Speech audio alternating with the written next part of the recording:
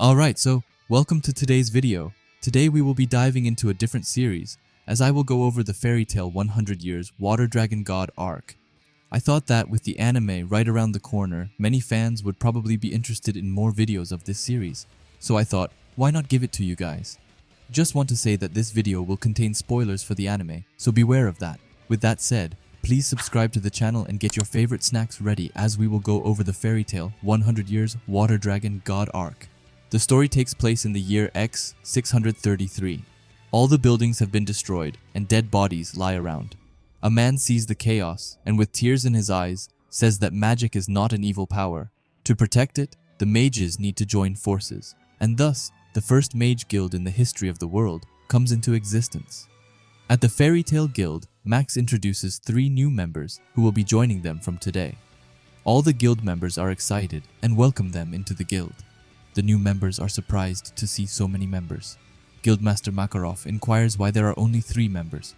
Mirajane tells Makarov that they knew he didn't want things to get too crowded, so they narrowed it down to 3 people. Jet and Droy are in rough shape and tell them that the new members are very strong. Gajil bullies them and Livy tells him to stop. The members welcome them and Kana suggests holding a party. One of the new members is excited and says that they are the best guild. He badmouths the other guilds and demands a job, claiming he will make the guild the best of the best. He further boasts that he is much better than Jet and Droy and declares that one day he will become the master of the Fairy Tale Guild. Before he can finish that sentence, Laxus strikes him down, saying that he is getting on his nerves. The other 2 new members start to shiver. Evergreen tells him not to look down on his allies, and Bixlow laughs, saying she shouldn't be the one telling him that because of her personality. Freed tells him that badmouthing other guilds is not allowed, and that they don't take it kindly. Laxus tells him he has no right to call himself a member of Fairy Tale, and the new member runs away in fear. One of the new members asks who recruited him, and Mira hides her face in embarrassment. Laxus asks the remaining 2 why they chose to join them. The short guy, terrified by him, also runs away. Laxus is confused, and Elfman tells him that he scared the 2 of them off. Laxus says it wasn't his fault. The last new member introduces herself as Tuka and says she came here to join Natsu's guild. The others are curious, and Freed asks about her relationship with Natsu. She reveals that Natsu is her sweet darling. Kana informs Juvia that someone is stealing her spotlight, but Juvia is lost in her thoughts about Grey. Tuka reveals that they first met a year ago when her guild was disbanded and she was cornered by bandits. Natsu appeared to save her, riding a fire dragon. One of the girls remarks that Natsu is pretty popular after all. Tuka asks where Natsu is, and Makarov informs her that he is on a mission and won't be back for some time. The mission he was given has never been completed since the founding of the Mage Guilds. It is the 100 Years quest. In another place, the main crew is in a unique location. Natsu gets excited after seeing the snow, and Grey is confused about why it's snowing in sunny weather. Wendy tells them that it's light, and Lucy explains that it's magic forming itself into crystals big enough to be seen by the eye. Natsu is excited and gets ready to make a snowman, with Happy also helping him. They are surprised that this place is filled with a lot of magic and it looks pretty. Erza reveals that they might be getting close to the Magia Guild, the oldest guild in the world. Lucy says they should be reaching it soon, and Natsu and Happy start fighting with each other. In order to officially accept the 100 Years quest, they came to an unknown continent called Giltena. Natsu wonders what kind of dragon it would be, and Wendy says she doesn't think there will be a dragon. Grey explains that it's just a name like there is no fairy in the Fairy Tale Guild. Erza explains that mythical beasts are referenced in the names of guilds, and they allude to the legend surrounding those creatures. The 100 Years quest is a legendary job that no one has ever completed. It is called that because no one has completed it in 100 years. Even Fairy Tale's strongest mage, Gildarts, couldn't complete it. Natsu asked him about the quest, but he gave no clues and told Natsu to find out by himself and enjoy the despair. Natsu bonks him, telling him he went there alone to look cool and failed. Natsu says he will go with his friends and complete it. Gildarts bonks him back, saying it's payback for before. Back in the present, they reach the Magia dragon. Natsu points at the dragon, and Lucy tells him it's a statue. Happy asks Charlie if they will find people in the building, and she tells him that if there is no one inside, they won't be able to accept the quest. They enter the building and only find the magical snow from before. Natsu feels the presence of someone and looks above. A dragon appears and scares them. The dragon's name is Elefseria, the dragon of the law. They can't believe that the giver of this quest is a dragon. Natsu asks if he's the one giving out the 100 years quest in an arrogant tone. Lucy tells him to be a little polite, and Erza asks him who he is, stating that this is supposed to be a mage guild. Gray also says that it's strange that there are no mages in the guild, and Happy asks where they are. The dragon tells them that he is all that is left, that the humans have grown old and died. Wendy questioned if he didn't take any new members in. The dragon reveals that new guilds were created, and all the young people went to join them, and eventually there was no one left in the oldest guild. Erza tells him that this doesn't explain why a dragon like him started to live here. Natsu smells something and questions if he is a human. Shocking them, the dragon transforms into the mage shown at the start, and he reveals that he is Eleftheria, the founder of all the mage guilds and the first master of Magia Dragon. They are shocked that he is a human, and Lucy asks if he has been alive for more than 100 years. He says that she is right, and there is no need to be shocked. He explains to them simply that he is the same as Agnologia, and it was the price of the Dragon Slayer magic, so he became a dragon. They are surprised that he is a Dragon Slayer, and he suddenly teleports somewhere else, shocking them and revealing that he is a self-taught one. He acquired the Dragon Slayer magic to kill dragons. Natsu is annoyed and tells him to stop moving around. Eleftheria teleports into Lucy's chest and says that it's been a while since he has seen a beauty like her.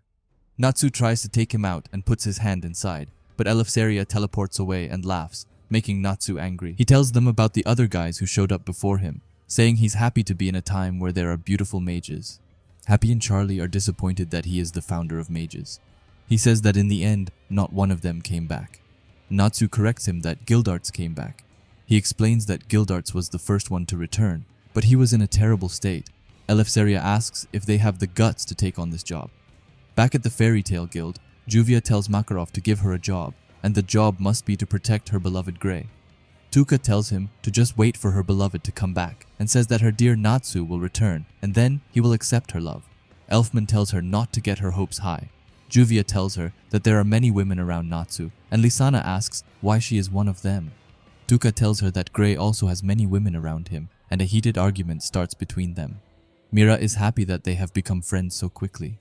Gajiel looks at them arguing, and Panther Lily asks if something is bothering him.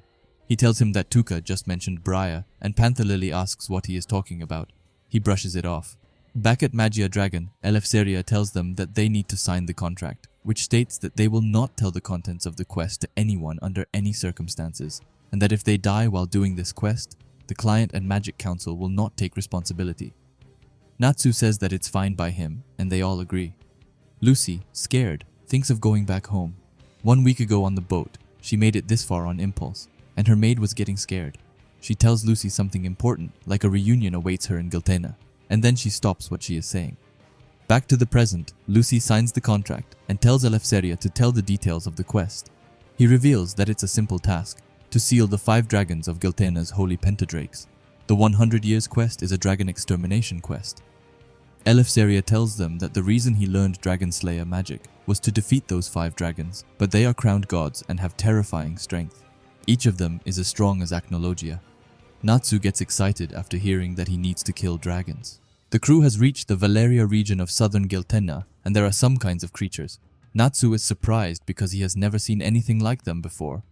He wants to eat one, but Erza tells him to be careful because they might be poisonous. Wendy and Lucy think that the creatures are cute, and one of them gets scared and tries to get into Lucy's mouth. Natsu laughs, and it also tries to go into his mouth. Erza tells them to be careful because the creatures are trying to climb inside their bodies. Natsu tells Happy to do something, and Wendy uses her dragon's roar to send them flying. Lucy somehow takes it out, and Natsu reveals that he ate it. Grey tells him that he will die. Erza tells them to be careful because there are a lot of strange things. They find many strange creatures and realize they came here to complete the 100 years quest. They know nothing about the region, and everything is new and scary for them. The objective of the quest is to seal the 5 dragons known as Holy Pentadrakes. Eleftheria told them that these dragons were as strong as Agnologia. Erza reveals that Natsu was the one who defeated Agnologia. He is shocked and says that this is the last chance. If mages of their level cannot complete it, then no one in the world will be able to do it, and they are his last hope. Natsu tells him that this is the last time, and they will complete it. The 5 Pentadrakes were not involved in the history leading up to the wars of the Dragon King Festival. Their existence was kept a secret, and only a few in the Mages Council knew about them. The 5 dragons keep their peace unless something tragic occurs. If they go to war, everything will be destroyed. Eleftheria learned of their existence and started to learn Dragon Slayer magic, but he was unable to do anything, so he turned his mission into a quest. Natsu asks if Gildarts is trying to defeat Agnologia, even though it is not related to the Pentadrakes. Happy says that he can't blame him for mixing things. Eleftheria told them that they could find clues about the water god dragon Mercphobia on the southwest side of the continent, because there was a town that once worshipped the water god, and they might find some clues about him there. They thought about the reward, and he told them that he would grant one thing of their desire from this world. Lucy thinks that it is a lie, and Happy asks what she wants, suggesting that Lucy would want something like a lifetime's worth of rent. They all tell their wishes. Erza says that it's difficult to believe, that it seems impossible, but they shouldn't rest easy yet. First, they should complete the quest. They finally reach Elmina. Back in Magnolia, Juvia asks why Lily and Gajeel are wearing weird clothes. They tell her that detectives wear trench coats, and they are confused. Panther Lily explains that the new girl Tuka knew about Briar. She is a member of Avatar they captured a year ago. Her name is not well known, but Tuka knew it. Juvia agrees to help them, and they go to investigate her using their abilities. Levi sighs and is disappointed that they are doubting a fellow member. Back in Elmina, they are shocked by the size of the city, and Lucy tells them not to get lost. Erza says that they should start their investigation from the lodging. 2 human-like beings are observing them from above. One is surprised to see new travelers, and the girl tells him that they are mages from the southern continent. She calls him Lord Water God, which means that he is the water god, and he looks at them with an unwelcome gaze. In the city of Elmina, inside the hotel, the crew looks at the fish flopping on the reception desk. They are confused, and Happy gets excited after seeing the fish. Charlie tells him to calm down. Gray questions why there is a fish here, and Wendy wonders if there is no receptionist. Natsu picks up the fish and wonders if it is some kind of complimentary drink. Happy wants the fish too, and Lucy is shocked that he is going to drink it. Suddenly, the fish transforms into a human, shocking everyone. The receptionist welcomes them to the hotel. He explains that he was taking a nap when he accidentally turned into a fish and introduced himself to everyone. Lucy yells that they haven't met him before. Natsu asks if he is a human or a fish, and he explains that he is a fish. Suddenly, the guy remembers that he has to go on a date and gives them the room keys to stay. Before leaving, he tells them something. If they plan to stay in the city, they must forget to drink the complimentary drink left in their rooms, because there is no way they would be able to live in the city as humans. After warning them, he leaves, leaving everyone in confusion. Lucy wonders what the deal with that guy was, and Wendy asks Erza about their plans because the hotel seems strange. Erza agrees with her, but finding another hotel will be a problem. Lucy is tired and says that she is fine with living in this place, and Natsu says that it's free. Lucy adds that they will not stay for free and will leave some money before they leave. Happy is sad, and Charlie asks what happened to him. He reveals that he was excited to eat the fish but didn't get any. In the room, they stare at the welcome drink and question if it is poison and if they are expected to drink it. At night, Gray wakes up because of water and notices that his room is filled with water. He goes outside to find everyone and checks that he can breathe and talk. He is shocked to see fish and looks out the window to see that the town has submerged into the ocean. Natsu says that he finally woke up and tells him that they are in the middle of the ocean. Even if they are underwater, they can still breathe.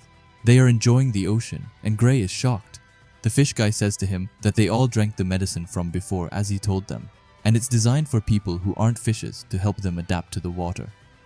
He apologizes for not introducing himself earlier and tells them that his name is Kashima, and he is the manager of the hotel they are staying in. Gray asks about the situation, and he reveals that it's nothing special, just a simple high tide.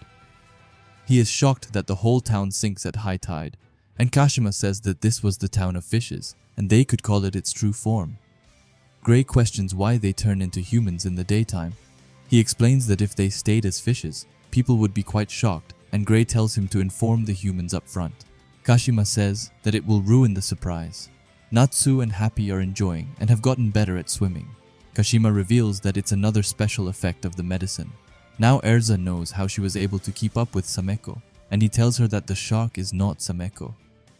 Lucy says that she has read an underwater fairy tale like this before, and a boy saves a turtle in the story, and as thanks, the turtle brings the boy back with him to the ocean world. Wendy curiously asks what happened next. and Lucy reveals that the boy turned into a jellyfish, shocking Wendy. Gray tells Kashima that they came here to find the water god dragon, and he gets furious that they will not let them touch the water god dragon. All the creatures start to attack them. The shark attacks Erza, and she asks what her matter is. The shark says that she is not Sameko, and her name is Samemi. They cannot understand why they started attacking them. Suddenly, a fish snatches Lucy's bra, and Natsu asks if they want to fight. Erza tells him to stop and orders them to retreat for now. They try to run away, and Kashima orders the fish to stop them because they are the same as the humans from the other day. The fishes chase after them, and the scene shifts back to Magnolia. In a restaurant, Mira asks Tuka about her magic, and she reveals that she uses water-type magic. She tells Juvia that Tuka uses the same magic as her. Juvia wonders if she is trying to copy her. Tuka makes a comment about Grey, and Juvia gets angry. Gajeel tells her to calm down until they catch the prey by the tail. She needs to be careful. Suddenly, they both notice Tuka's tail.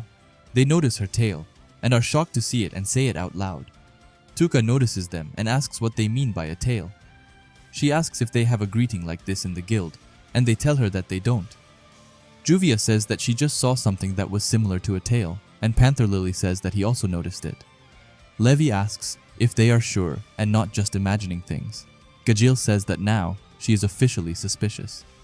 At the Saber-Tooth Mage Guild, Serrano tells Yukino that she is the cutest little sister in the world and that she is also as beautiful as ever. Jalal is happy that she has fit right into the guild, and she tells him that it's the best guild because her sister is in the guild, which brightens it up. Sting, Rogue, Lecter, and Frosh are also happy to meet him. Jalal tells them that he just came here because he was passing by, and Serrano says that it's cold, that he was just passing by.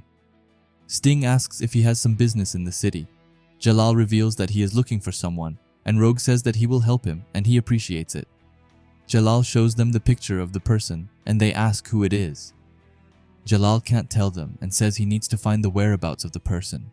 Minerva teases him that he is interested in someone other than Erza, and he tells her that it has nothing to do with her. They see the picture and ask her name. Jalal tells them that she calls herself Tuka and that her real name is unknown. Jalal warns them that if they find her, they shouldn't interact or fight with her under any circumstances. Back to our main crew. In a weird place, Natsu questions where they are, and Gray tells him that he doesn't know because they were running away like crazy. Happy is feeling down because a fish chased him. Charlie says that maybe it's payback for all the fish he ate. Erza reveals that the moment they brought up the water god, their attitude changed, and Wendy thinks that they really worshipped him. Lucy explains that they were told that they once worshipped him, and wonders if the religion of the water god continues until now. Natsu stares at her and demands his scarf back. Lucy tells him that she can't because her top was taken away by them. He tells her to change into one of her spirit outfits and tries to pull back his scarf. Gray reveals that something else is bothering him, and that is that there were some other human visitors before them too. Wendy wonders where they went, and Happy gets scared and says, "What if they were eaten by fishes?" Charlie tells him to stop spouting nonsense. Erza asks what they should do. Natsu proposes that they should roast them. Lucy says that they can't do it because it looked like the fishes were following what their religion told them, and they didn't look evil. Gray admits that they didn't look evil, and even gave them the potion for breathing underwater. Natsu reminds them that they came here to slay the dragon, and even if they don't like it, it's their job. Lucy reminds them that Elfsiria told them to seal the 5 dragons, and sealing them can mean different things, and there are many possibilities. Gray asks what she means, and Lucy explains that they weren't told the specifics of the sealing they were asked to perform. She gives them an example. Wendy says that there might be a way to peacefully solve this, and Lucy says that it's quite possible. Erza pats Natsu and tells him to stop being mad because he knows better than them that not all dragons are evil, and they fight them not to defeat them, but to survive them. Natsu agrees that he won't touch the dragon, but if any of them hurt his friends, then he promises that he will kill them all. Charlie says that now it's decided, then they should head back to get some of their questions answered, like if the water dragon is a friend or an enemy, what this city is, and where the humans that came before them are. Gray says that they need to clear the misunderstanding with the fish, and Happy doesn't want to go back. Lucy tells them that she has a plan. Kashima tries to convince Sameko to go back to the city, but she doesn't want to hear him. She doesn't like that he does business with humans, and he says that there are also good humans. She gets mad and tells him to go date a human if he likes them that much. Gray sees him and tells him that he is not bad and that they are not all fish. They are surprised by Lucy's power, and they have turned into fishes. Happy cries that first a fish became a human, then they got chased by fishes, and now he is one of them. Lucy reveals that Gemini's specialty is transformation magic, and it was easy for her to turn them into fishes. Gray says that they look more like reverse mermaids, and Wendy asks why she is the only jellyfish. Lucy apologizes and says that she ran out of magic, and that's why. Erza says that they should split and gather intel. Suddenly, Kashima notices them, and he is shocked to see them. He doesn't suspect them and asks if they found the escaped humans, and they say that they don't know. He yells at them to start looking, even though he is also just on a date. Gray asks him what happened to the humans they found the other day. Natsu smells something, and Lucy asks what happened. He smells humans in a direction and finds a cell. Kashima asks if they forgot that they captured one. He reveals that she will be sacrificed to the water god. They see that she is a woman, and they wonder what guild she belongs to because of the crest on her shoulder. They observe her closely and look at the crest on her shoulder, but they have never seen one like it before. She asks if they are humans and tells them to stand back. Suddenly, they hear a loud noise, and the water god dragon appears. She breaks her chains and sets herself free. She says that she has been waiting for him and cuts the prison in half using her hand. They are shocked, and she attacks him. The dragon uses a breath attack, and she dodges it. The breath hits and destroys everything in its range. The others hear the sound, and Kashima says that the water god has arrived. The woman fights him, and Natsu reveals that she is waiting for him, lets herself get caught, and is not even scared. She asks if that is all the dragon can do. The dragon screams, and she uses the Dragon Slayer secret technique, Blade Dragon Sword Dance, to slash it and cut it into pieces. They are shocked that she is a Dragon Slayer, and the more shocking fact is that she defeated it so easily. She takes a piece of the dragon and starts eating it. While eating, she reveals that it was not the water dragon and she has been tricked. She feels uneasy and wants to attack them. Natsu tells Lucy to quickly change him back, and she charges at them. They both clash. She is impressed that he took her attack head on and didn't receive any damage, and says that he smells the same as them. Natsu asks who she is, and she reveals that she is a dragon slayer. Lucy is surprised that they also exist on this continent. She explains that the ones who received their powers directly from a dragon are called the first generation, and the ones who have a lacrima planted inside them are called the second generation. Those who were given the power by a dragon and also implanted with a lacrima are called the third generation. In some far-off lands, those who were created by magic power only and serve as weapons are called the fourth generation. She reveals that she is the fifth generation, and they eat dragons and take their power and are called dragon eaters. Natsu is shocked, and she further explains that she thought she could gain immense power by eating the holy pentadrakes, but she was tricked. Lucy asks if they really eat dragons to become strong. She reveals that not only her, but her whole guild of dragon eaters. They are called the Mage Guild Diabolos. Her name is Kyria, the Blade Dragon. They are shocked by the new 5th generation called Dragon Eaters and the existence of a guild full of them. Kyria inquires who they are and if they are also after the water god dragon. Natsu gives her an incomplete answer and she attacks him, telling him that vague answers annoy her. Natsu tries to use fire magic, but it doesn't activate, and Happy reminds him that he can't use fire magic underwater. Kyria thinks that a fire dragon would taste good. Lucy wishes Aquarius were there because they are underwater, and in her Aquarius form, a little of her power is still with her. She attacks Kyria, but Kyria easily cuts through her attack and says that there is nothing she cannot cut. That's the power of a blade dragon. Kyria swings her hand and cuts Lucy's swimsuit, causing her to hide her body. Lucy gets embarrassed because this is the second time this has happened to her. Kyria tells her that she will taste good too and licks her lips. Lucy transforms and wears another suit, and Kyria smirks, ready to cut it again as she charges at her. Before she can do anything, Gray freezes her. The manager is shocked and screams, asking where they came from and where they were hiding. Gray, in a sarcastic tone, says they were hiding under his nose. He says that the servant of the water god dragon who brings the water dragon sacrifices has died, and the dragon will be furious. Kyria says that cutting the serpent was not a bad thing after all, and she breaks through the ice. Natsu tells Gray to be careful because she is strong, and she also cuts his swimsuit. Kyria tells them they are some amazing fellas and thinks of getting a little more serious. Erza appears, and Wendy asks why she is the only one who hasn't turned back. Erza asks her what she is doing, and Kyria gets excited after seeing her sword. She charges at her, but her sword is stopped by a new person who appears out of nowhere. They are all shocked, and Kyria recognizes him. His name is Madmoral. He tells her that when she didn't return, he became worried for her. They are shocked by her companion, who also took Erza's blow on the head. Kyria tells them that there is nothing he cannot block, as he is the armor dragon, and he is pleased to meet them. She tells him that she alone is enough, but he informs her that Skarion ordered her to return. She replies that it will not happen because she has not seen such tasty prey in a long time. Erza asks about their identity, and Natsu guesses that they are after the water dragon god, just like them. Suddenly, the water starts to act strangely, parting away, and the water dragon god appears before them. The water dragon god appears. He tells them that whoever has come here to kill should leave the place immediately. Kyria says that she has been waiting for him, and he has finally shown himself. Madmoral tells her that he is not some sort of enemy they can defeat without a plan. She reminds him that there is nothing that she cannot cut. Suddenly, their bodies start to disintegrate, and this shocks the crew. Kyria reveals that it's the power of Skarion, and she curses him for calling them back, and they disappear. Erza questions the strange magic. Charlie thinks that it is ash magic, and Lucy explains that it is a type of magic used to move from place to place, and wonders if they also have an ash dragon. The dragon looks at the remaining people and asks Natsu if he is a dragon slayer, and questions if he has come here to slay him. Natsu tells him that it's not exactly like this, and he explains the quest to him. Lucy tells him that they don't know what to do with him if he turns out to be a good person. The dragon smiles and now understands that they were sent by Elsefria. Happy asks if he knows him, and he reveals that he has been sending assassins to kill him over the past 100 years. Natsu asks if he is a good guy or a bad guy, and he replies that he doesn't have any enmity toward them at the moment, but he can't say anything about it. Natsu is annoyed because the quest is a failure, and Lucy reveals that if he doesn't have any bad intentions, then he is not a disaster and they might be able to win without fighting him. Gray also admits that if they have no reason to fight him, then they can't seal him. The dragon replies that they should seal him and he must be sealed.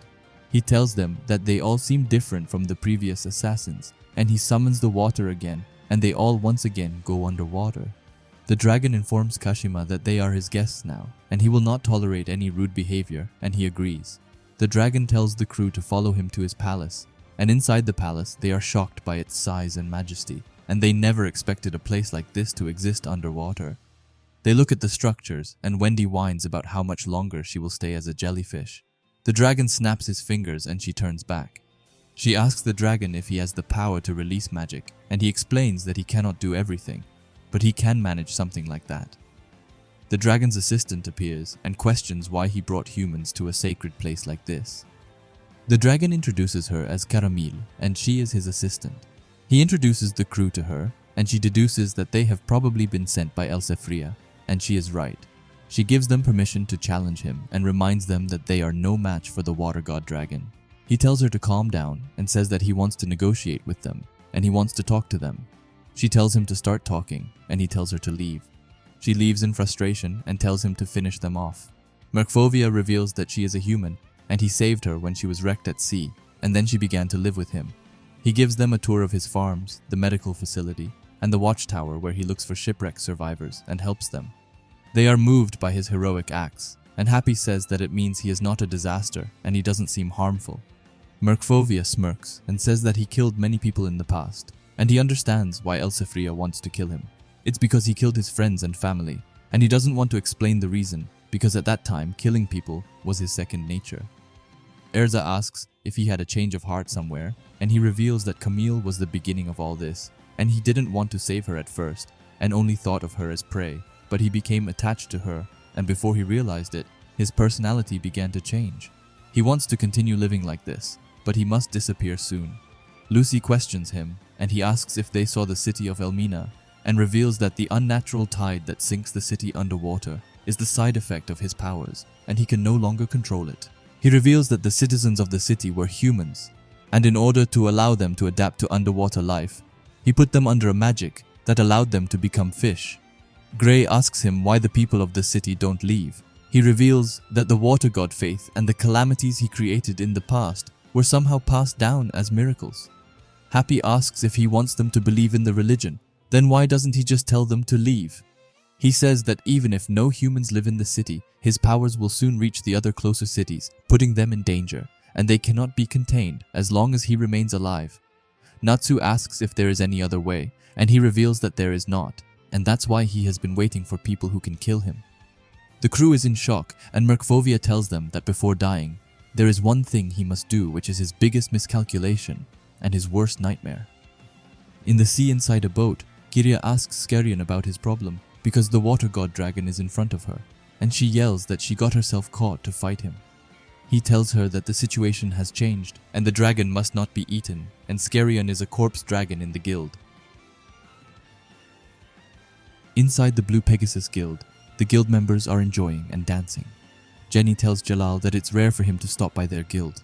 He asks their guildmaster if he has any information regarding Tauka, and he apologizes because he doesn't know her and she is not one of their customers. Before leaving, Jalal warns them to stay away from her if they ever encounter her.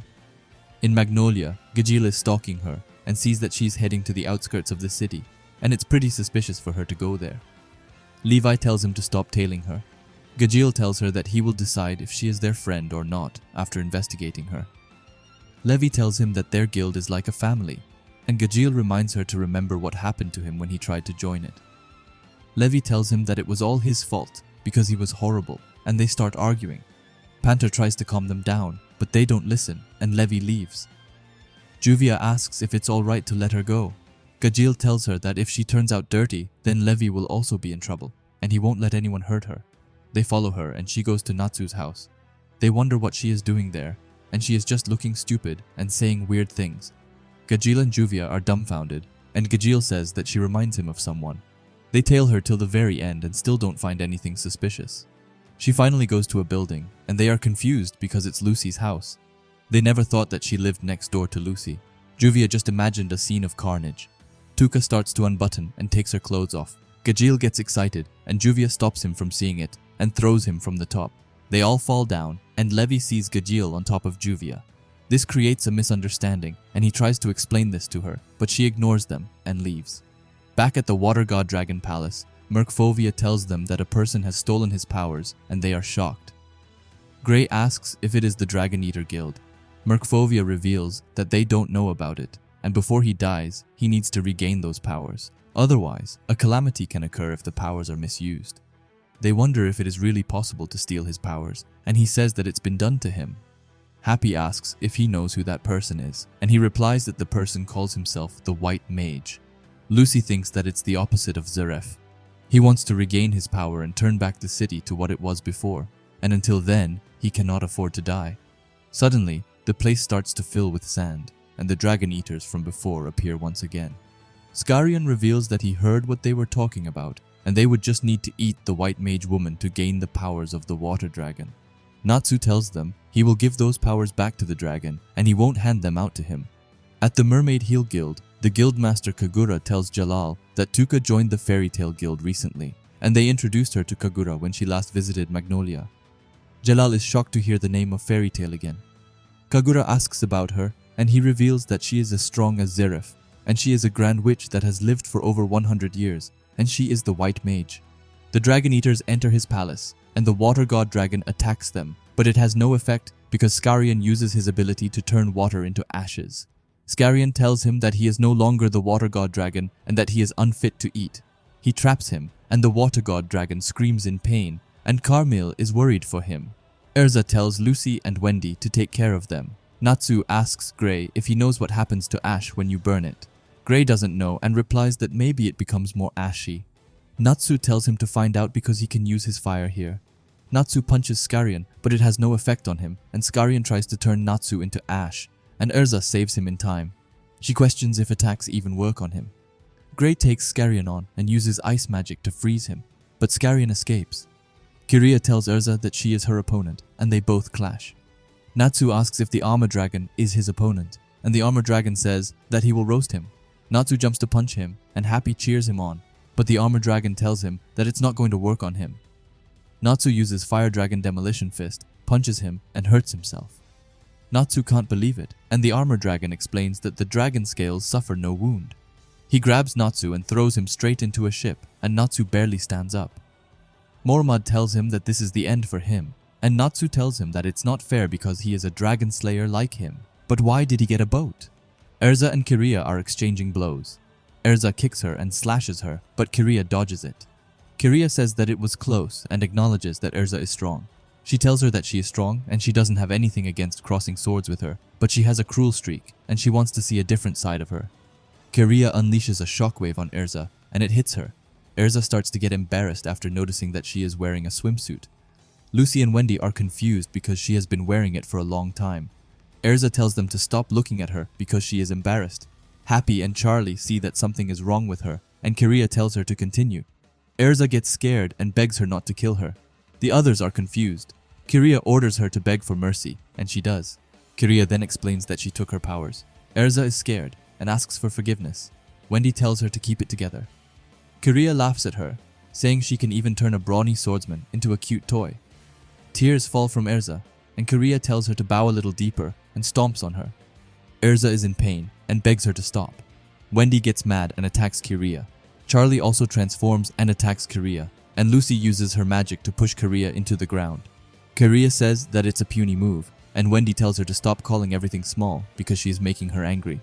Kyria uses her rending roar to destroy them all, and Kyria licks her lips and says that she told them there is nothing her blades cannot cut. Grey attacks Skarion, but Skarion turns all of his attacks into ashes. Grey transforms, and the sea starts to freeze. Grey uses Ice Devil's Zeroth longsword and slashes him. Grey tells Skarion that even if it's ash, ice freezes everything. Skarion says that he's right, and everything that has form turns into ash, and he escapes from the ice prison. He uses his special skill Absolute Ash to turn the ocean into ash. Grey thinks it's impossible, and Skarion tells him that he will turn him into dust. Grey cannot take his magic, and at this rate, even Elmina will be destroyed. Grey uses another skill, and Skarion says that he will turn it into ash. Grey tells him that he will freeze his ash. Skarion assumes it's his devil factor and tells Grey that they eat dragons and not devils.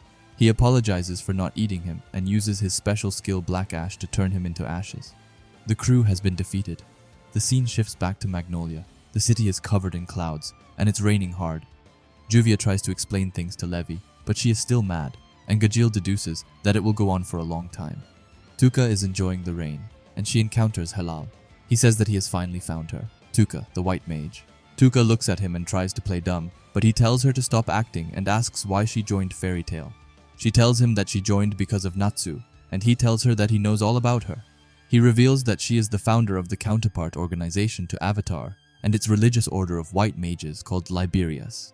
He explains that white magic sounds good, but it is dangerous, and its purpose is to turn the world white and reduce everything to ashes. Tuka asks if he hasn't mistaken her for someone else because her name is Tuka, and she has never heard of white magic. She is a water mage. Jalal asks where she got that water magic from. He reveals that he has researched her and found that she stole it from a dragon. Magic thefts have been increasing lately, and mages with their magic stolen develop magic deficiency and die. A total of 100 cases have happened in a few months, and the culprit is a Liberius member. Jalal tells her that all this points to her and that she is a grand witch who has lived for over 100 years. Tuka tries to explain, but he doesn't listen to her. Suddenly, Laxus appears and asks what he is doing. Tuka tells him that Jalal has accused her of strange deeds. Jalal tells Laxus to give her to him, but Laxus says that he can't give her to him without any reason. Jalal tells him that she is dangerous and he shouldn't approach her. Laxus replies that she has gotten the guild crest on her and she is his family now. Jalal asks if he knows who she is and if they investigated her before letting her join. Laxus replies that they don't know who she is, but the important thing is that she is one of them. Jalal asks if, even if she is evil, will he still save her? Laxus tells Jalal that he is evil too, and he is not a hero himself either, but he has decided that he will still save her. Back on the Dragon Eater's ship, they ask what they are going to do next. Skarion tells them that they will find the White Mage, and he has a lead as to where to find her. Skarion asks how long Kyria is going to do that to Erza, and she says that Erza is her pet, and she is going to play with her. Skarion thought that she enjoyed toying with strong people. She replies that she loves that, but Erza is too cute, and she is enjoying seeing her in this state. She tells Erza that if she stays like this, then she will keep her forever, and Erza agrees because she has been brainwashed. Kyria takes Erza somewhere. Skarion reveals that once Kyria gets bored of Erza, she will dispose of her. Kyria takes Erza to a storage room where Natsu and Wendy are kept, and she is shocked to see them. She apologizes to them but changes her sentence midway.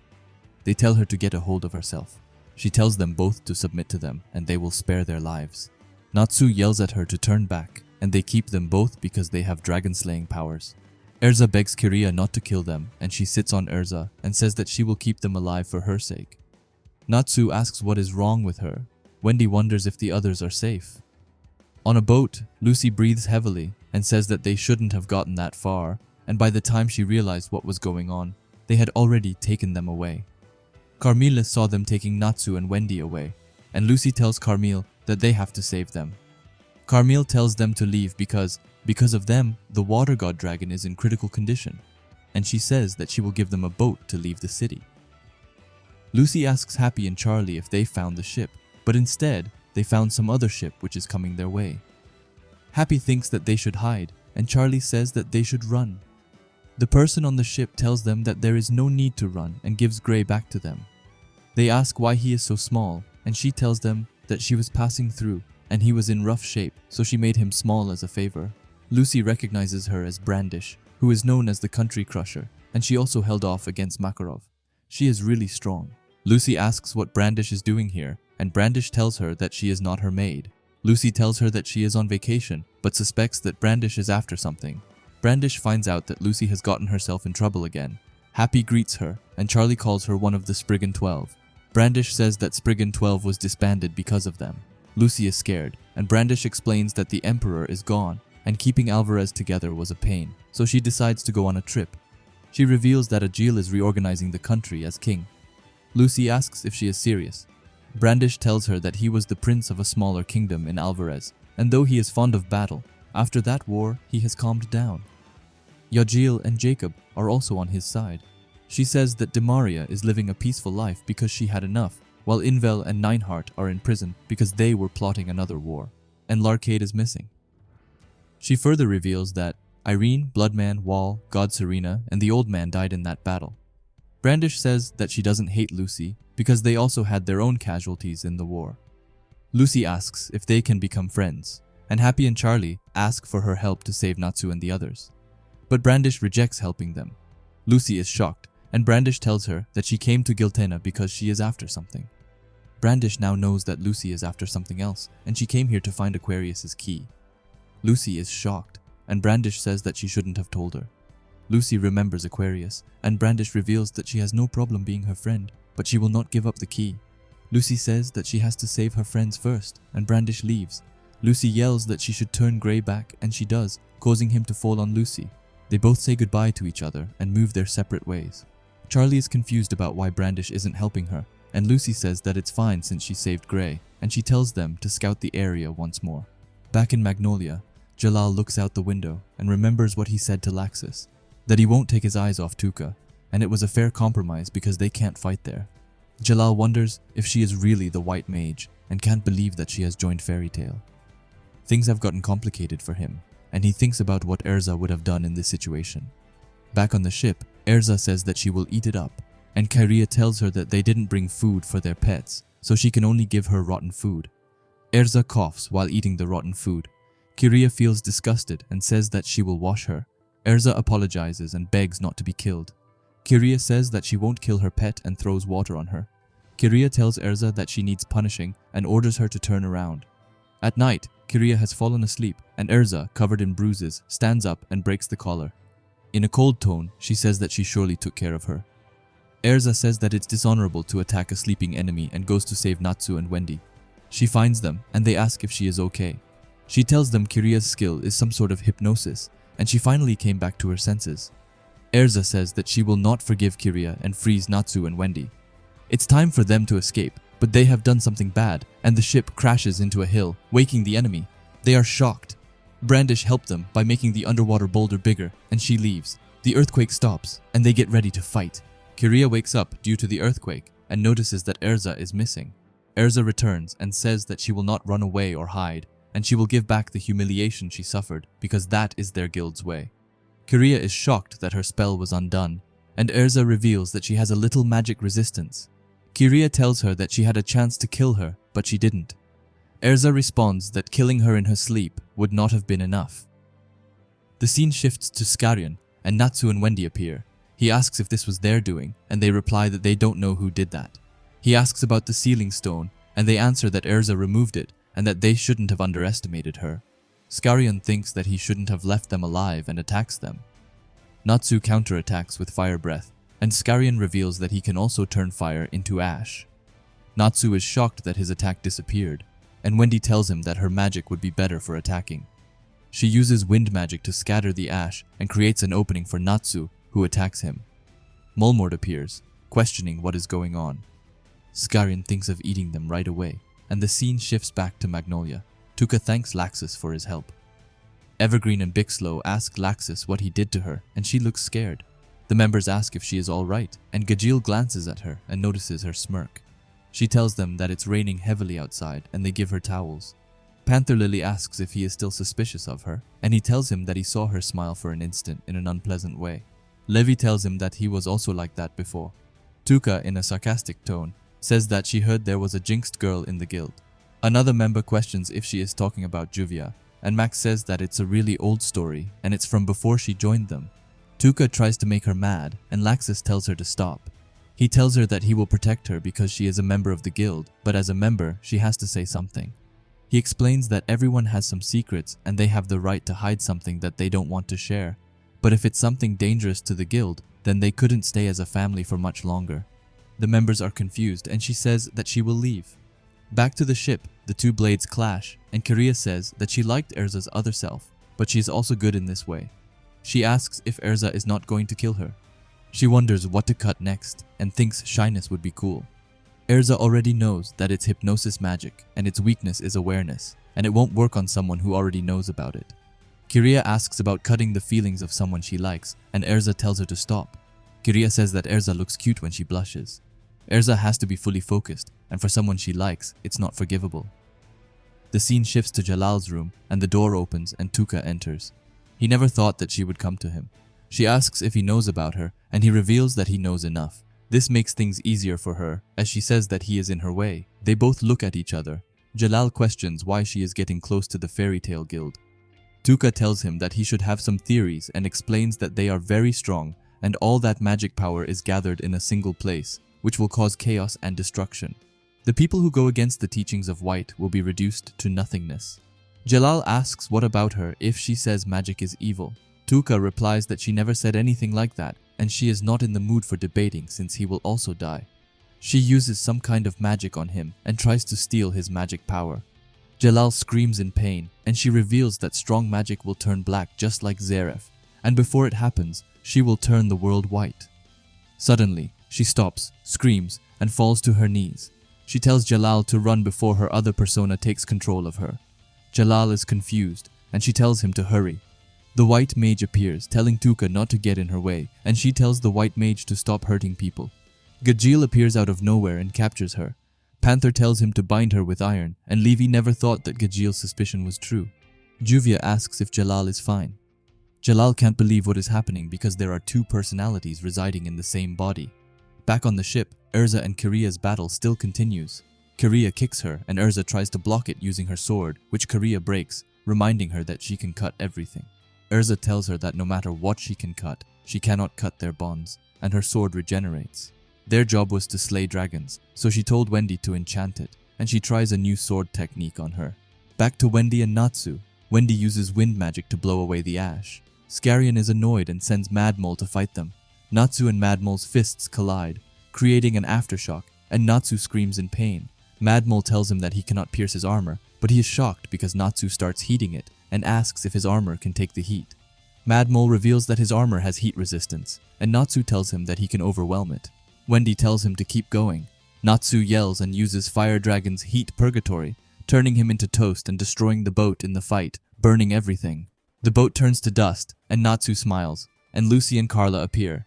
Lucy uses magic to give her new clothes. Carla tells her not to give Wendy weird clothes, and Wendy is happy to see them. Gray also reaches the ship. Gray says that it would tarnish the guild's name if they lose again, and tells Natsu that he will take care of the skeleton guy. Skarion calls Madmole, and he stands up again. Wendy can't believe that even after Natsu's attack, he is still able to fight. In the lower portion, the fire is covering everything, and Kyria asks about the heat. Erza tells her that it's Natsu's fire. Kyria notices that the ship and her clothes are melting, but Erza is still fine. Erza reveals that it's the Fire Emperor's armor and it has great resistance to fire. Kyria gets excited and attacks Erza again, but this time, Erza overpowers her. Erza tells her that now it's her time to be eaten by a salamander. She uses a sword technique to launch her into the air, and they come out of the lower floor to the top floor. Skarion catches Kyria. Skarion is surprised because they are strong, and Kyria wants to cut them, but Madmole tells her to calm down. Natsu tells them to leave the water god alone because they will deal with it themselves. Skarion asks what is the difference between killing it and eating it. Natsu reveals that they won't kill it and will solve the issue in some other way. Skarion tells him that they have no use for the dragon because it has lost its power, and their target is the White Mage because she has stolen the powers. But when a dragon is involved, they will eat it no matter what. Gray tells him that two of his friends are unable to fight. Skarion admits that they are at a disadvantage with just the three of them. Lucy asks if they have other allies, and Madmole tells them that they have a guild, and there are a lot of dragon eaters in the guild. Skarion says that they will leave them for today, and if they are going to keep chasing dragons, then they will surely meet again, and next time they will see the true power of their guild. They disappear. Natsu says that they left their ship and they are fools, and the ship also starts to turn to ash and disappears. They all cough because of the ash and never thought it was made out of ash.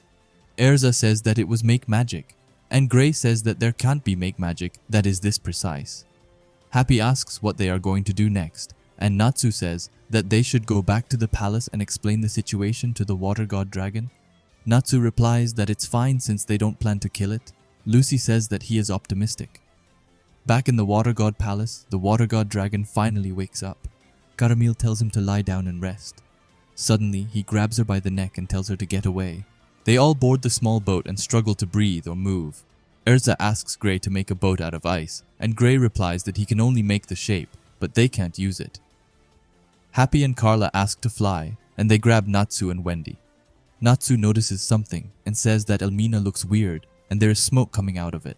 Natsu tells Happy to take him there, and the city has turned into ruins. The buildings have been destroyed, and the citizens are running for their lives. Kajima finds Sameko, and a building falls on her, but she is saved by Natsu. Natsu asks what happened, and they see that the water god dragon has gone on a rampage. They are shocked by his size because he is bigger than Ignia. Erza tells them to evacuate the city, but they say they can't do it. Lucy questions why he is on a rampage because his powers were stolen. Carmel appears and reveals that it's all her fault that the dragon turned out like this, and she reveals that she is the one who let the White Mage steal his power. The scene shifts back to the past, and the dragon and Carmel are talking about the increasing tides and the people of the city, and they don't even know if they are humans or fish. He wants them to live a normal life, and he explains that he cannot control his power anymore, and next time when the mages of Elsefria come, he will sacrifice his life. Carmel says that it is stupid to sacrifice his own life to resolve something. He explains that his power will end up hurting her. Carmel tells him that she owes him her life, and he explains that if he takes it back, then saving her would be in vain, and he would also lose his reason for living. Back to the present, Carmel reveals that at that time she heard about the White Mage's cult, and they possessed the power to erase magic and change everything to white. She asked the White Mage to steal the power of the water god dragon because she thought that after losing his power, the people would live normally, and he would also be able to live normally as a human. But it was a mistake because it made things worse. Lucy asks if the White Mage couldn't steal his power. Carmel explains that the power has been stolen, but not the magic power. What the White Mage stole was the power of restriction, and the White Mage can turn other people's magic into none, or change it to maximum level anytime she wishes. Tuka wakes up and finds herself cuffed. Jalal asks which personality it is, and she tells him that it's her and not the White Mage. Gajil wants an explanation for why she deceived Juvia and the others. Levi asks why she came to Fairy Tale, and Jalal says that he has heard that the White Mages go to places where powerful magic is and erase it. She reveals that it's the truth that she wanted to meet Natsu, but there is another reason.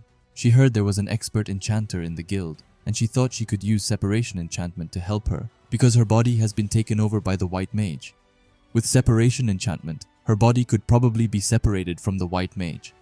Suddenly, her personality changes, and she tells herself to stop telling them everything. The White Mage easily breaks free from the cuffs. She explains that the enchantress she is speaking about is in close proximity to her servant, and she thinks of making them her servants.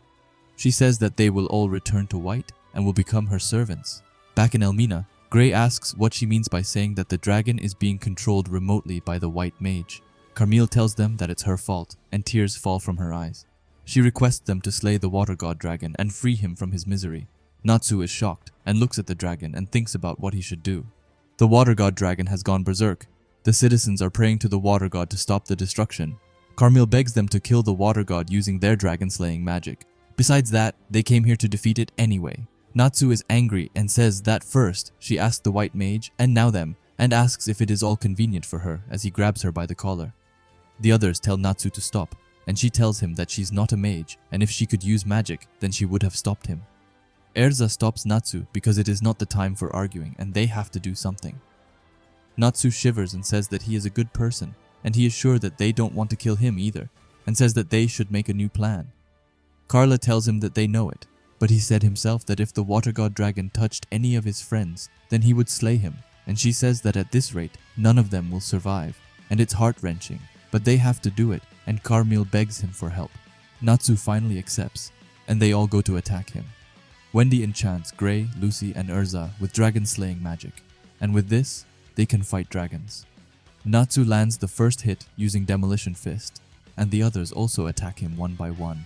They all attack the dragon, and he starts to get weak. Wendy uses Sky Dragon's roar, and he runs underwater and suddenly comes out and takes all the water from the area to the sky. They are shocked, and the dragon roars. Back in Magnolia, the White Mage is enjoying her tea and celebrates her victory because she has turned Fairy Tail to white, and all the members have been defeated. The crew is struggling to fight against it, and they are shocked because he has flipped the sea with his magic. Lucy questions how they are going to fight something like that. Natsu doesn't know what to do, and they don't stand a chance against it. The dragon starts attacking once again and shoots a water beam from the sky, and the crew struggles to dodge it. The city is being destroyed by his rage. Natsu goes to attack it, but the water stops him and absorbs him. Natsu holds himself, gets out of the water, and uses King's Roar. The dragon uses its breath to overpower him and throws him back into the water. They can't believe that his fire was extinguished, and the dragon attacks again using water pillars. Grey uses ice magic to freeze the water and makes way for them. He creates an ice stair path for Erza and Lucy. The dragon notices them and attacks them before they can reach it, turning the ice back into water. Grey saves Lucy from falling, and Natsu gets out of the water and drops on his head. He tells the dragon that he didn't want to do that, and he liked the city, so he will stop him. He uses Dragon Slayer secret arts, Crimson Lotus, Exploding Flameblade, and attacks with all his strength. But to everyone's surprise, his fire is extinguished, and it has no effect on the dragon. The dragon roars and a giant whirlpool appears. Natsu can't dodge it and gets pulled inside. All of them are worried for Natsu, and Grey tries his best to freeze it, but he can't. Natsu gets sucked up inside, and Lucy screams. All of them are shocked, and suddenly a hand takes him out. An unfamiliar voice comes from the water and tells the water god dragon that Natsu is his prey, and he won't hand him over. Natsu is shocked by the hand grabbing him and hears it say that it knows him. They can feel the magic power of the being, and Natsu tells it to let him go. Suddenly, a dragon emerges from the water and roars. They are astonished because it is a fire dragon, and wonder if it is one of the god dragons. Natsu remembers the smell. The dragon asks Mercphobia what happened to him to lose all of his reasoning and says it's not like him at all. Natsu recognizes him. The dragon looks like Ignia. The dragon drops him and tells Natsu not to lose to someone like Mercphobia. Happy catches him mid-air, and Natsu asks about the dragon's identity. The dragon ignores his question and says that fire magic is weak against water, and he cannot do anything. He reveals that it is not his normal power, and it is only half of it. This revelation shocks everyone and breaks their morale because they realize they can't defeat a monster like Mercphobia. The dragon yells at Natsu, calling him pitiful if he can't do anything against Mercphobia and questioning if he is really Ignia's child. Natsu is surprised because the dragon knows Ignia. The dragon lends Natsu some help and uses his powers to burn everything. The city turns into a sea of fire, and the citizens are scared while the dragon laughs. Natsu asks what kind of help the dragon is providing, accusing him of just burning the city, and tells him to stop messing around. The water god dragon uses his power to put out the fire, and the citizens start praying to him. The dragon tells them he is not protecting the city, but merely protecting himself.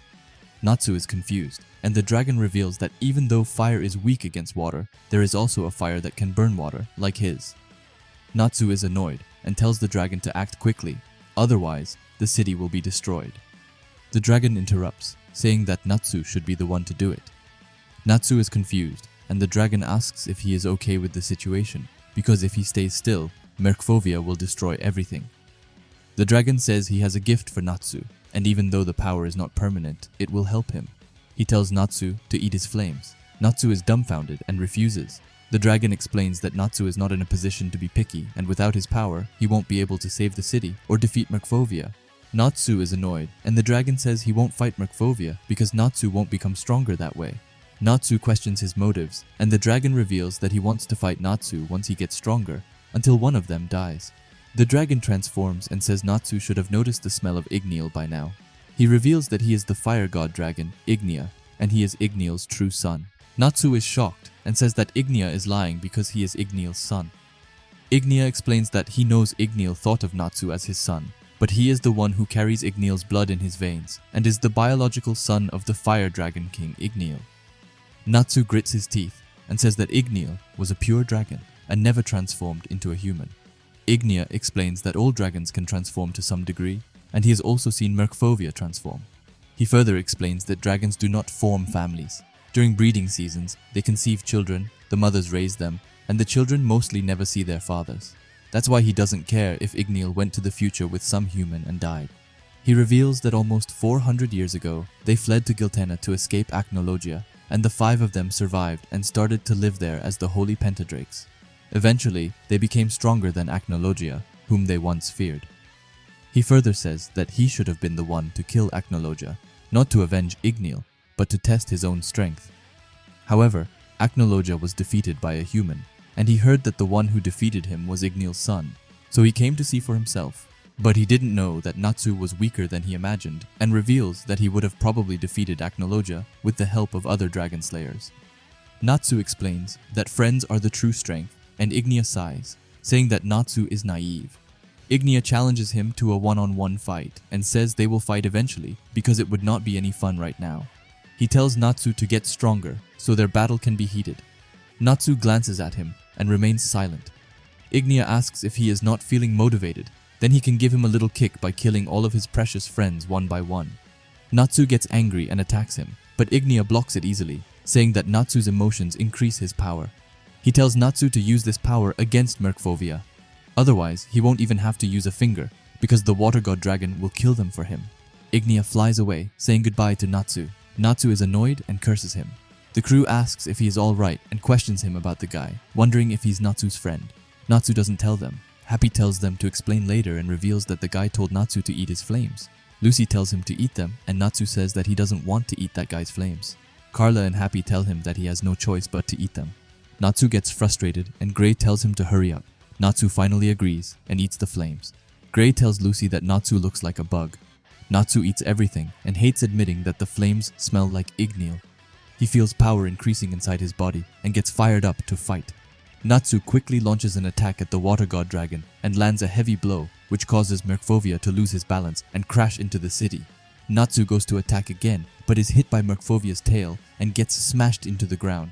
Natsu rises up again, grabs Mercphobia by his tail, roars, and uses all his strength to smash him onto the ground. Gray and Happy are shocked that he threw the dragon. They are amazed by the flame's power, and Lucy says that those flames could burn everything. It is the first time his flames have scared her. With the help of Ignia's flames, Natsu has awakened his power, and now he faces the water god dragon. Mercphobia's body starts to inflate, and Gray says that his body is inflating. Wendy says that it's a roar, and a much stronger one. Lucy is worried, and the dragon attacks him. Natsu also unleashes an attack called Gleaming Fire, and the blast cuts through Mercphobia's roar and hits him, creating an explosion. Erza asks if he did it, but he says he didn't and tells them to continue fighting because he can't beat him on his own. He explains that they were able to beat Acnologia because they fought together, and tells them that he can't fight without them by his side until he gets strong enough to defeat Ignia. He wants their strength. Gray gets excited after receiving the dragon-slaying seal, and Wendy tells them to target Mercphobia's legs. Gray freezes one of his legs, and Erza slashes the other one. The dragon loses his balance, and Gray gives Natsu the signal to attack. Natsu punches him using Demolition's fist and lands a blow, knocking him down. The others are shocked, and Carmille, with tears in her eyes, says that this was probably for the best. The citizens are also scared. Natsu catches his breath and says that they are not done yet. His body is still left. Natsu says that he will burn every single thing until they all turn to ash, and he goes berserk. Gray tells him to stop, and Happy is scared, wondering what happened to him. Natsu roars. Lucy grabs him from behind, and she gets burned by him. She tries to calm him down and tells him that it's all over now, and it's all right because she is by his side. Natsu snaps out of it, shocked by the fact that it's over. Natsu and his team have finally defeated the water god dragon Mercphobia, and the citizens are helping each other reconstruct the city to its former glory. Natsu and Happy are observing the city from afar. Natsu tells Happy that he doesn't remember what happened after he ate the fire. Happy reveals that it was awesome. Natsu inquires if he said something strange, and Happy reveals that he did, but he also said things he usually says. Lucy appears out of nowhere and smacks him with a magazine of some sort. She tells him that if he doesn't get it together, then the same thing will happen again the next time he eats up the flames, and she says that it's all his fault that her chest got burnt. Lucy gets embarrassed and hits him, saying that it's healed now thanks to Wendy. Happy says that Lucy stopped him from going berserk. Natsu didn't know and apologizes to her, and she says that he doesn't need to. A cold breeze starts blowing, and she enjoys it. The city would probably be alright now. In the city, Gray tells the citizens that they all are originally humans, and they are shocked. Erza tells them that it's natural to be confused, and Wendy explains that their fish appearances were just magic cast by the water god dragon. The citizens ask why he did such a thing. Carla explains that he couldn't control his power, and the water level rose because of it. To save the people, he turned them into fishes so they could live underwater. The people are happy that he was protecting them. Gray reveals that the main reason behind it all was the water god dragon. The people get sad because they defeated their protector. Some people explain to them that they had no choice and he was going on a rampage, and it must be his wrath. Carmille appears and tells them that it's not true, and it was sorrow, not his wrath, and he was being controlled by some kind of power. Mercphobia appears behind her covered in bandages, and the people are happy to see him. Gray says that he is really a monster because he is still alive after taking so much damage. Wendy says that it's good to see him alive. Mercphobia reveals that he's as good as dead at this point because he has no magic power left, and he has become a normal human. The people get sad, and Mercphobia tells them that it's probably for the best, and now he wants to live the rest of his life in the town with the people as a normal human. The people are happy, and Natsu and Happy look at them from behind. Happy comments that it would have left a bad impression if he had died, and Natsu tells him to shut up. Lucy asks if they have solved the first case, and the scene shifts to Magia Dragon. Elsefria is shocked that for 100 years no one has been able to defeat them, but somehow they managed to defeat one of the 5 dragons. He thinks that it's possible to clear the quest with their power. At the Diabolos Guild, they report to their leader about what happened and the Fairy Tale Guild. Their master squashes the meat and drinks its juices and orders them to bring the meat of a god dragon. His name is Georg Raisin. At the Fairy Tale Guild, the Sabretooth members are shocked because there is no one left in the guild. Sting questions why no one is here, and Lecter says that they might have gone on jobs. And Fro also thinks so. Yukino is worried that no one is here, not even Mira. On a ship, the White Mage is enjoying herself and is going to turn the other members of Fairy Tale white as well, and tells Natsu to wait for her. In Elmina City, Mercphobia is shocked that Ignia has come to the city. Mercphobia initially thinks that the flames in the city came from Natsu, and Natsu yells at him not to blame him. Lucy tells him that half of it was his fault. Mercphobia finds it unbelievable that Ignia came here and didn't do anything to them. Erza asks him about the fire dragon, and he explains that Ignia is the fire god dragon and the one who inherited the bloodline of the fire dragon Igniel. The members are shocked, realizing that this means he is Igniel's child. Now they understand why he knew Natsu. Mercphobia, surprised, questions Natsu if he was raised by Igniel, and it becomes clearer why he came to assess the situation. Natsu questions if Igniel's son is doing bad deeds. Does that mean Natsu has to punish him? Mercphobia remains silent and replies that Ignia isn't someone Natsu can defeat. He adds that it's not only Ignia, they will be no match for the other god dragons as well. Natsu responds that it doesn't matter, they have decided and they will do it. Gray asks Mercphobia if he can tell them what he knows about the other god dragons since they came to the city purely for that reason. Mercphobia tells them that he hasn't met the other dragons in a while, so he doesn't know their locations. However, since he owes them, he will share all the information he has about them. He explains that Ignia is the fire god dragon and is very ruthless. He has destroyed many countries, and the reason Elmina is still intact is a miracle. Happy gets frightened, and Mercphobia tells them about the next dragon, the wood god dragon Aldrin. He is the biggest god dragon in the world, and there are rumors that he can read people's minds with his powers. The next is the moon god dragon Selene, a powerful dragon who uses the powers of stars. And the last is the metal god dragon Beerness. Mercphobia doesn't know anything about Beerness because he has never seen him. Wendy asks why, as a god dragon, Mercphobia doesn't know about Beerness. He explains that they didn't decide on their own to be called that. People eventually started talking about their bad deeds, and they ended up getting that name. Natsu asks how they got the name God by doing bad deeds, and Gray comments that 5 evil dragons would have worked better. Carmel explains that it's pretty weird, but when a human faces a huge powerful being, they often feel fear from it and praise it as a god, regardless of whether it's good or bad. Mercphobia continues, saying that all 5 of them have never met all at once, so they don't know much about each other. Erza thanks him for the information, and Mercphobia tells them that he has an idea about one of the dragon's locations. He warns them that it's not someone they can defeat, and asks if they still want to go. Natsu smiles in response. The next day, they see them leaving, and Carmel apologizes to Mercphobia because she asked the White Mage to take his power.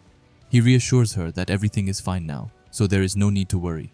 The water god dragon has already died, and the calamity around the city has ended.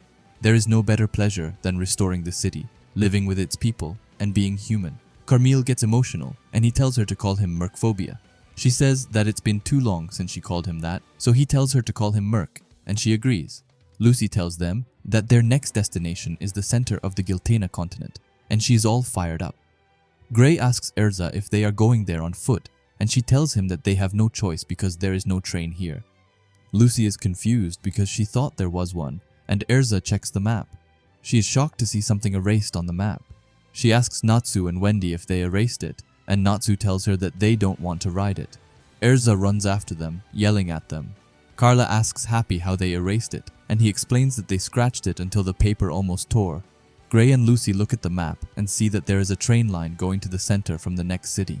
Lucy tells them that they will head to Tekka City, and from there, they will go to the biggest city in the center of the continent, called Drasil. They set up camps and rest for the night. Lucy writes something in her diary, noting that they are going to Drasil, where the wood dragon is supposed to be. She wonders if Natsu will be able to defeat it because wood is weak against fire. She says his name, and he appears out of nowhere. She tells him not to come in, and he sees Erza sleeping and asks for a pen to get revenge on her. The next morning, everyone laughs looking at Erza's face, and she runs after Natsu with her sword, intending to kill him. And that, my friends, has been the Water Dragon God arc explained. I really hope that you enjoyed this arc as much as I did, as I had a really fun time reading it, and I can't wait to cover the next arc already. And if you're interested in that as well, then be sure to subscribe to the channel so that you don't miss it. And of course, leave a like and a comment. If you are curious to see another video of mine, then please watch the videos that will be popping up on the screen now. Anyway, have a great day. Bye.